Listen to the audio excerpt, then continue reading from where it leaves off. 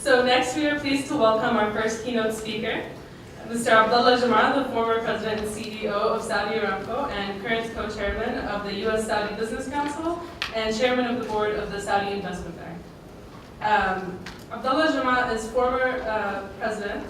During his 13 years at the helm of the company, he transformed it into an internationally integrated oil and gas enterprise, including its advent in the downstream petrochemical business.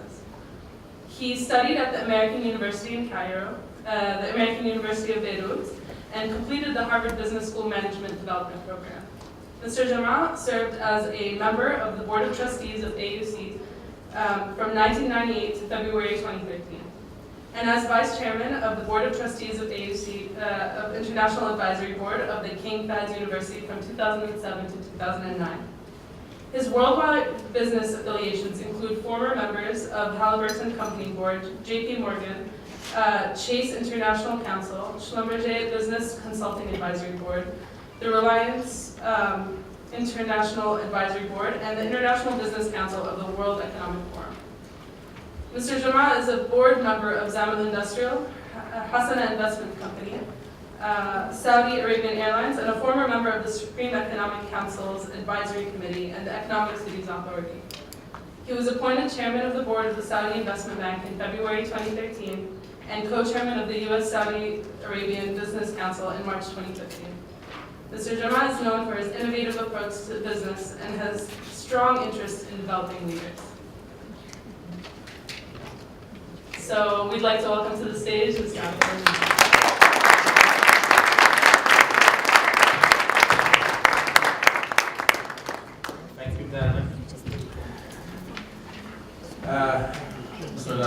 Good morning, ladies and gentlemen.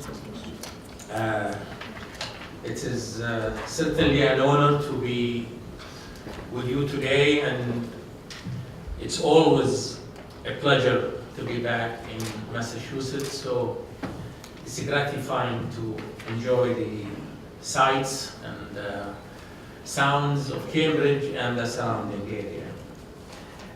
My connection with this institution is manifold. Over the years, we have leveraged the capability of this great institution to, my company leveraged that capability for education, for research, and we continue. Or the company continues, I'm retired now, but the company continues to have a great relationship with this institution.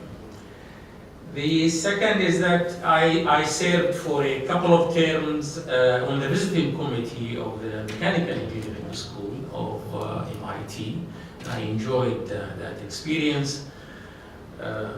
Yesterday I went to check with the dean of the school, Professor Yang Chen, just to see how things are going since I left that. So it's still in my heart because I'm interested in what's going on. And of course, coming to Boston and Massachusetts and MIT, I happened to have supported the economy of this area by having two daughters go to school in the surrounding area, including one at I'm also glad this event is taking place in the wake of the recent visit of Crown Prince of Saudi Arabia, His Royal Highness Mohammed bin Salman. His trip to Boston and to MIT underscored the importance of innovation and technology, while his larger visit to the US further strengthened the historic bonds between America and the Kingdom, as well as the broader Arab world. Let me begin with a small caveat about my qualifications to address this conference.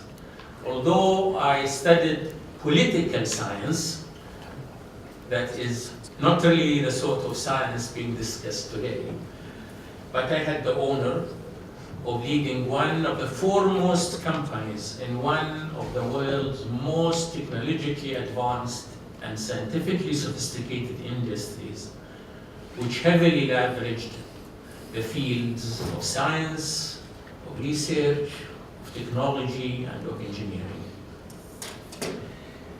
That said, people often ask me about the most meaningful achievements during my 13 plus years leading Saudi Aramco, the world's largest energy company. I always tell them that it was enabling our men and women to realize their full potential through self-development and lifelong learning, and in turn, unleashing the genie by systematically eliciting, managing, and implementing ideas from people across the company.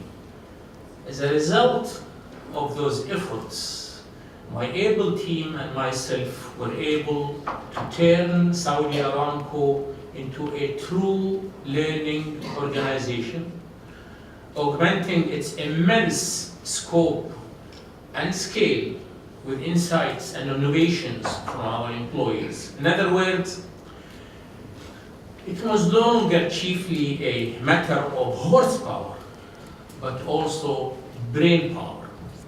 Not just big iron, but also big ideas. And one of the things I discovered through those efforts was that the greatest contributions, the most impactful ideas, and the most transformative innovations were not necessarily produced by the most intellectually gifted individuals in the company. Instead, real step change ideas tended to come from people who understood the wider context of their proposals and who went beyond the outlines of a good idea to envision its ultimate application and future impact. In other words, the superstars are often the men and women with the broadest perspectives and most comprehensive skills, not those whose knowledge runs a mile deep and an inch wide. Specialization unquestionably has its place, but so does the ability to make wider connections between ideas, disciplines, and technologies, or among people from different fields and diverse backgrounds. With that in mind, I encourage you to make the most of your MIT experience, but not by spending more time in the classroom or on the computer or by logging more hours in the lab or the library. Instead, I encourage you to seek out new experiences, to explore different fields of knowledge and learning, and to open yourselves to interactions with broader cross-sections of faculty, fellow students, and figures from the local community. Because ultimately, your success as a scientist, researcher, or engineer will hinge not on the depth of your technical knowledge, but on the breadth of your mind and your worldview. It's hard to imagine a better place to put such a plan into action than here at MIT. You are studying at an institution that is a byword for excellence and which represents the pinnacle of scientific and technical research and education. Many institutions around the world would like to position themselves with reference to this university, with labels like the MIT of Latin America, or the MIT of India, or China, or Europe.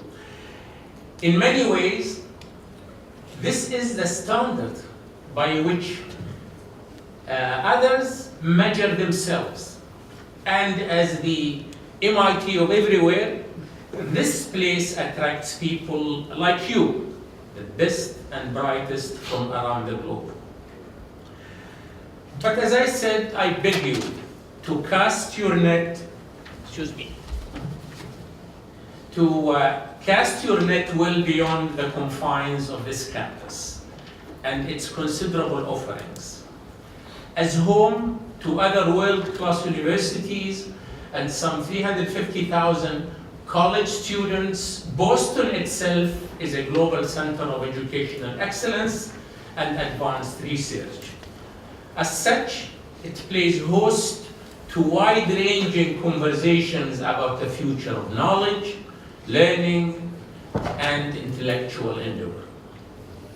But the city also is a hub of culture and the arts, with world-class orchestras and performing art troupes, landmark museums and art collections, and a literary tradition that includes authors like Nathaniel Hawthorne, Louisa May Alcott, Henry David Thoreau, Ralph Waldo Emerson, and of course, Khalil Gibran, a giant of both Arab and American letters. Furthermore, Boston is a center of finance and commerce, a focal point for printing and publishing, and a magnet for travel and tourism.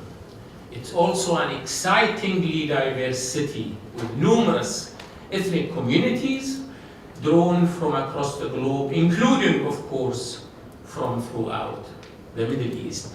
That means the entire world is figuratively at your doorstep, waiting to be explored. Each of you has an incredible opportunity to sample varied forms of cultural expression, to experience memorable art, music, theater, and cuisine, and to expand and enrich your personal, professional, and intellectual lives. As students, your mission at MIT is to learn, but nowhere in your acceptance letter did it say that your topics should be limited to STEM, or that your laboratory does not include the city of Boston and all it has to offer.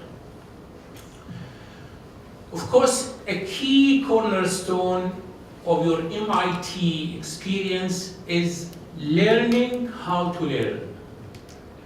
And I would argue that feeding your intellectual curiosity and developing a deeper hunger for knowledge will be perhaps your most important endeavors here.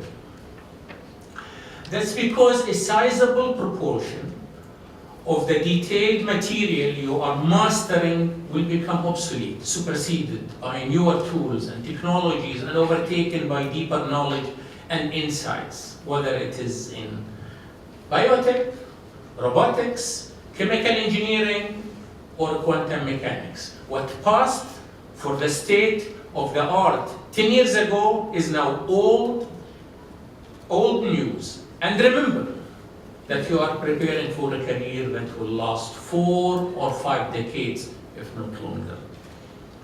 What never dates, though, is an aptitude for learning and the ability to integrate new ideas and concepts into your existing body of knowledge and current skill sets. If I believe accessing and assimilating new knowledge is vital to your long-term success, then leveraging connectivity is critical to staying in the frontier of your field. That's because many of the most exciting ideas and transformative technologies take shape in the spaces between scientific and professional disciplines. Just as vibrant artistic expression often stems from the interface and interaction of cultures, scientific and technological breakthroughs are often produced by connecting seemingly unrelated fields. The oil and gas industry, for example, routinely analyzes rock samples using MRIs, CT scans, and other imaging technologies first developed for medical applications, and utilizes complex algorithms and parallel processing to predict the flow of hydrocarbons through subsurface reservoirs decades into the future. As a result, today's geologists and geophysicists are not just rock jocks, but draw upon a vast array of scientific disciplines and technologies to do their jobs and advance their own understanding. And much of their interdisciplinary knowledge is gained on the job, not in the lecture hall. At the same time, although the US has an indisputable edge and distinct competitive advantage in higher education and advanced R&D, new breakthroughs are being made around the globe and in countless universities, research laboratories, commercial enterprises, and other institutions. As a result, scientists, researchers, and technical professionals who have a global perspective, who are able to transcend cultural lines, and who are at ease engaging colleagues from different backgrounds will be dispositioned for future success. Such abilities and aptitudes are grounded in the so-called soft skills, like interpersonal communication, the facility with language, a sense of humor, and a high reservoir of resilience, and a great degree of empathy and humility, the kinds of things you acquire not from a textbook or data set, but by experiencing great literature, music and art, and engaging in dialogue with people much different than yourselves. To the students of Arab background studying here in the US, let me say, it's likely you already have the capacity to navigate between cultures, compare and contrast your home and host countries, and communicate through multiple languages, including mathematics and scientific formulas. But I would like to remind you that as Arabs, you are also heirs to a proud heritage of just the sort of broad-based studies, cross-cultural engagement, and multidisciplinary perspectives I have been describing. All of that may sound like postmodern rhetoric, but in fact, it is the very foundation of learning and education in the Muslim and Arab worlds, and the legacy we urgently need to rediscover and revitalize in our part of the world. In fact, the oldest existing, continuously operating institution of higher education is in the Arab world, the Qarawiyyin of Morocco, established in the year 859, 200 years before the establishment of the first European university, the University of Bologna in Italy. And let us not forget that the Qarawiyyin and its associated library were founded and endowed by a woman named Fatima al-Fihri, who was not a ruler or a princess, but the daughter of a merchant. The concepts of collaboration, of connectivity, and of cross-disciplinary study were hardwired into the early Islamic institutions of higher education. They were also inclusive centers of learning, open to not just Arabs and Muslims, but to students of other backgrounds.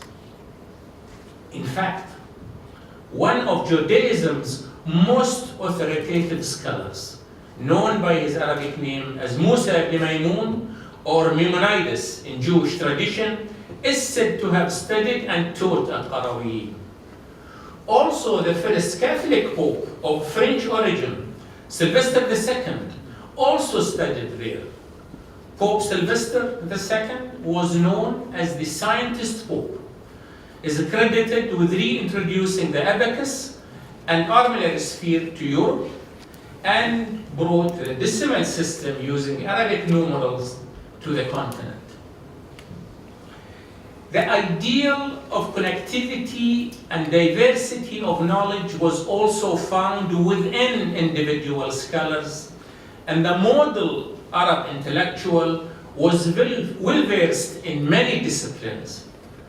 The list of such polymaths is extensive.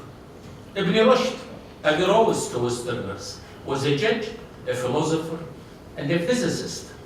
Ibn Hayyan was not only the father of chemistry, but also an engineer, astronomer, and physician. Al-Kindi was a philosopher, mathematician, and musician. Ibn Khaldun is viewed as a forerunner of the fields of sociology, demography, and economics. Lubna of Qurtuba was a mathematician, grammarian, and poet.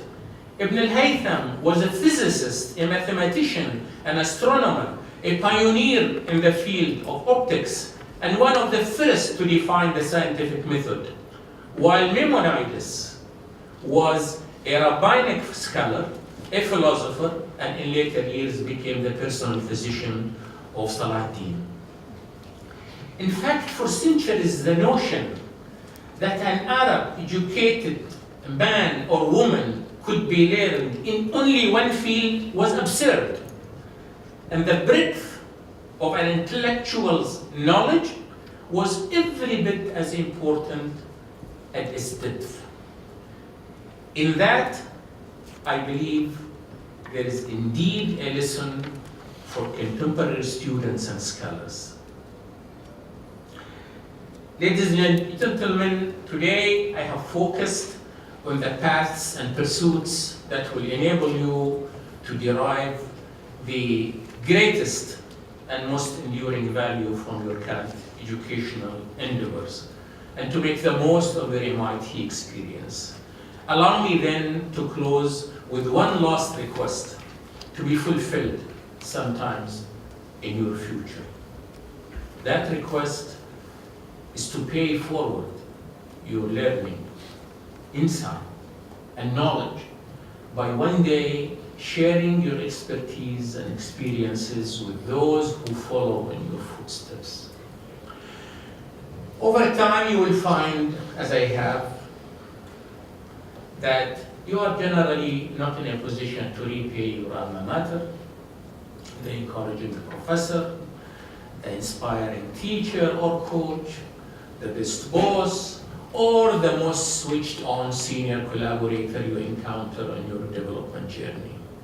It's just the nature of things. But each of us can serve as models and mentors for the next generation.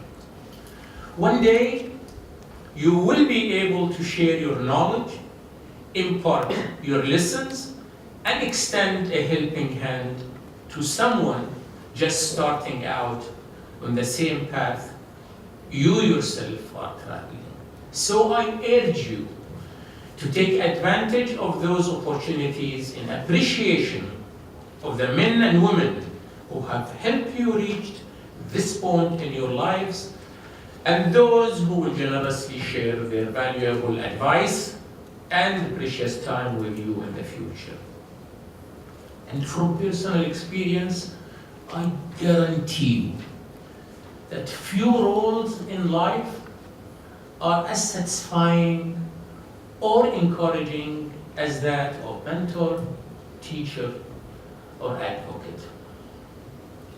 I truly appreciate the opportunity to meet you and to talk with you and to experience once again the energy and enthusiasm of a college campus. Being around bright, focused, and motivated young people is always a treat, but being at MIT is particularly meaningful for me.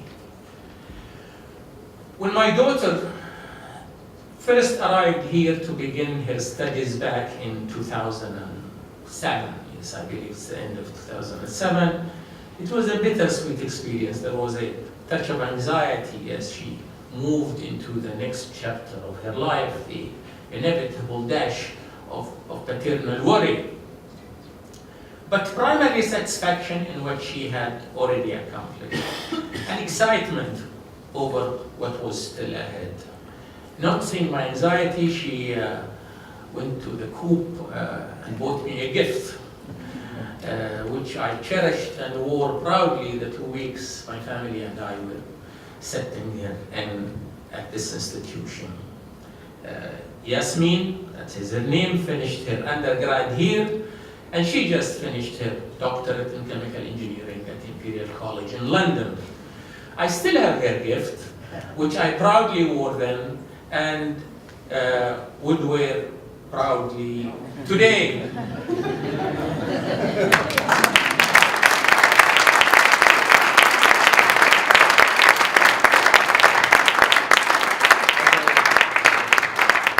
As a proud MIT dad, I wish you every success by making the most of your MIT experience as a service to yourselves, to your countries, and to humanity at large. Thank you.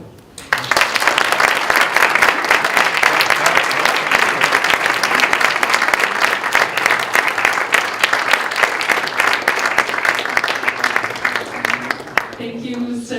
Jum'ah. We are going to have a quick Q&A session with Dr. Bashir Dabusi, who's worked at Saudi Aramco for over 25 years, and so has worked with Mr. Abdallah Jum'ah before. So I'll leave it to them to ask their questions and enjoy. Mr. Jum'ah was the CEO of Saudi Aramco when I arrived in 1997, has been an inspiration to generations of Saudi and expatriates working in Saudi Arabia, working for Saudi Aramco. As you saw from his speech today, he really focuses not only on the business side, but more importantly on the human factor. And I think that is really, he was the one who introduced the concept of organizational learning and human capital and the value of human capital beyond the assets under the ground. I mean, the assets under the ground are there, but without the effectiveness of the people working in the company and in the broader area, these assets would not have the value that they have today, leveraging Saudi Aramco to be, of course, the largest energy and chemicals company in the world, and also potentially the most valued publicly traded company coming up. So I have a few questions for Mr. Jum'ah. The first one is in 2008, during the Saudi Aramco 75th anniversary celebration, which was attended by the late King Abdallah, may Allah rest his soul. Mr. Jum'ah, this was the year, I believe, that you retired from Saudi Aramco. You announced a commitment to establish the King Abdulaziz Center for World Culture, ITHRA. Today, the center, which was inaugurated by King Salman last year, and which is arguably one of the greatest architectural, cultural, and societal feats of the company, the kingdom, and the region, is hosting one of the very important meetings or agenda items of this meeting, which is the Arab Summit. In fact, the hosting of the Arab Summit is probably the first major event being held in ITHRA. So on that note, would you please, Mr. Jum'ah, describe to the audience your vision for this center, which was really a step away from what Saudi Aramco typically does, and a great opportunity to look at the soft side, as you described in your speech, and to revive this concept of continuous learning, as you described in your speech. And could you describe your vision for the center and the role that it will play in the Kingdom's Vision 2030, please?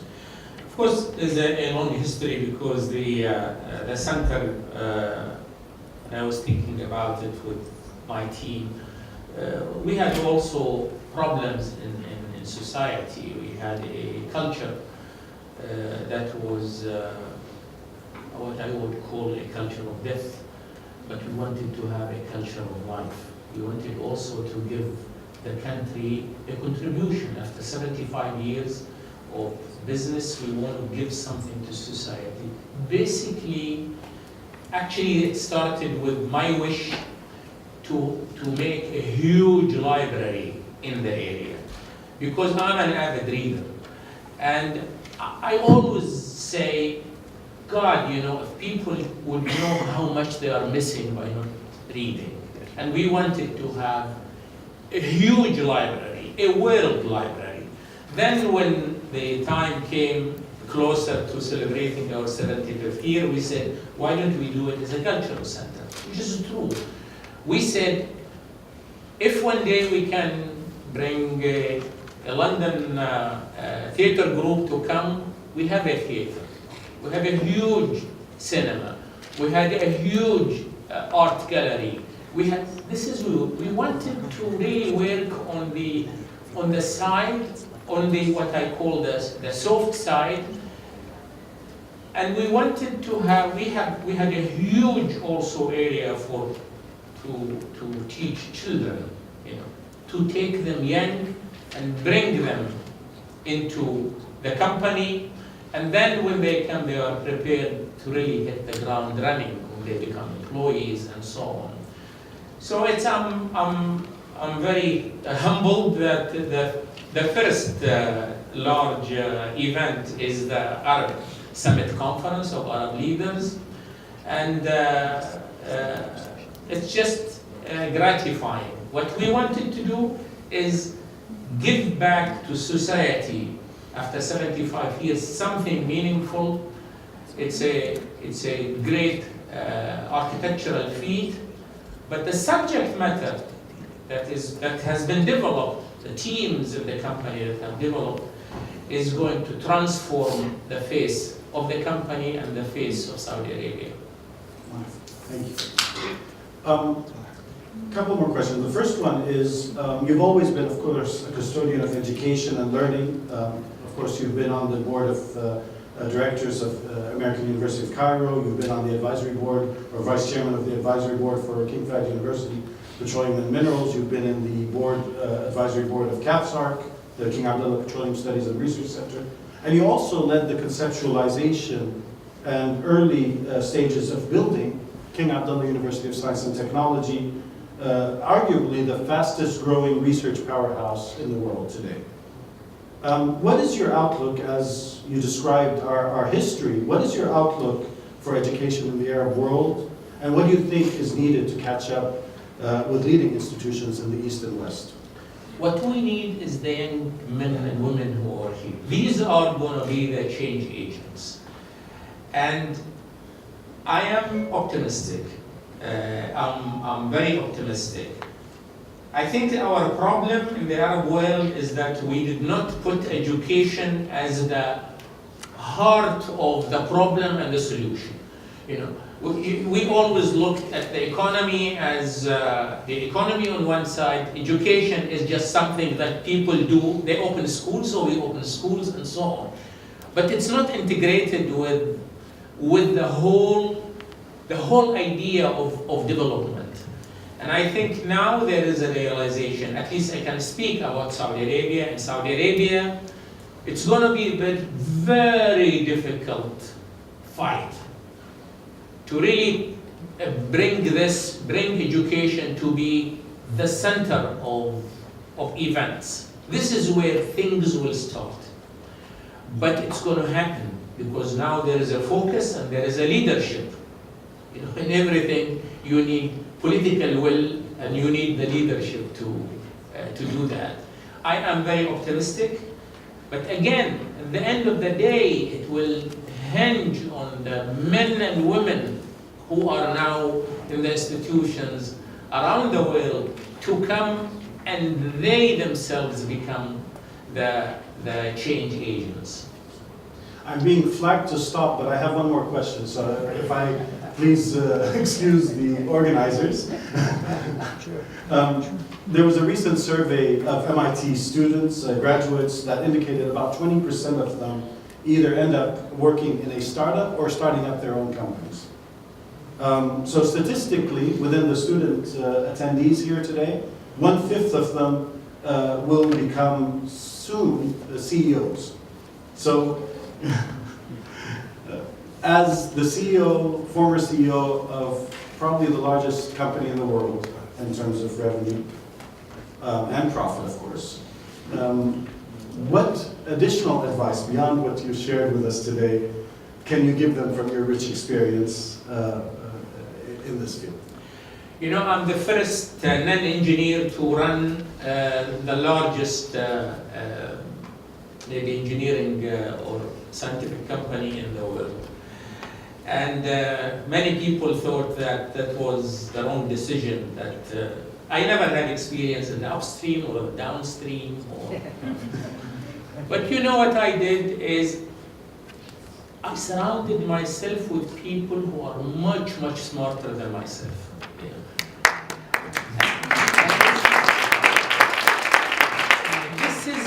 I think this is the secret of any organization, is bring the right people and leverage their capabilities. Bring people who are much smarter. Listen more than you talk. Have humility, because you as a leader don't have all the answers. You know?